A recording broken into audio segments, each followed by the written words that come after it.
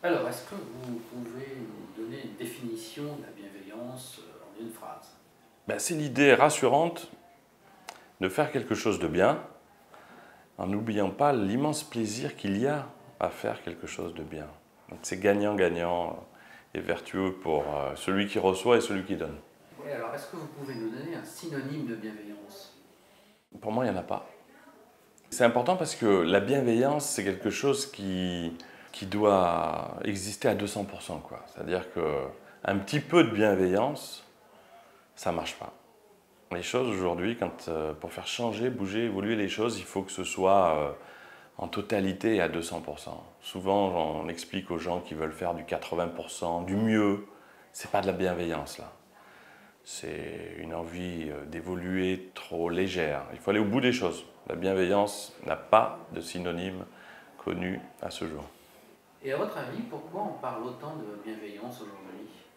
On en parle parce que c'est quelque chose qui est répandu, qui est présent chez tout le monde.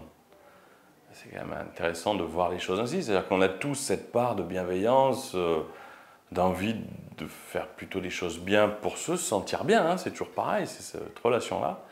Et on a eu une petite dérive où au fur et à mesure, alors dans le monde agroalimentaire, mais dans bien d'autres domaines, la norme s'était un peu déshumanisée.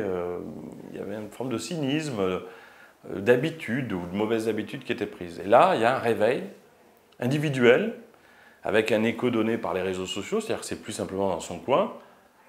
Vous êtes bienveillant, quelqu'un à côté de vous, sur les réseaux sociaux, se rend compte que vous êtes comme lui, et puis ça devient un écho, une voix importante, et ça devient un rendez-vous pour tout le monde, et même pour des gens qui étaient dans des postures un peu plus cyniques, un peu plus économiques, qui se disent, mais même eux-mêmes, ça leur parle finalement tout ça. Donc c'était en sommeil, ça existait dans la relation privée et intime, et là, ça irradie maintenant un monde qui a besoin de retrouver du sens.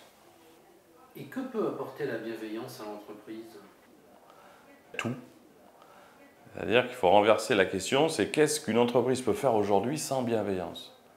Parler de bienveillance, c'était pendant longtemps dire attention, il faut de la bienveillance. Alors qu'en réalité, elle est en train maintenant de s'installer partout. Elle se normalise, c'est la meilleure nouvelle du monde. Et un jour, j'espère qu'elle se banalisera suffisamment pour être une norme, ce qu'elle mérite d'être. Encore une fois, le patron, c'est le consommateur. C'est nous, les patrons, individuellement. Et on n'a pas envie, jusqu'à plus ample informé, d'être associé à des choses qui soient un reflet négatif de ce que nous incarnons nous. Donc notre argent, c'est le bras armé direct de nos valeurs, quoi. On change le monde à travers des actes d'achat. Y mettre de la bienveillance, ça a beaucoup de sens.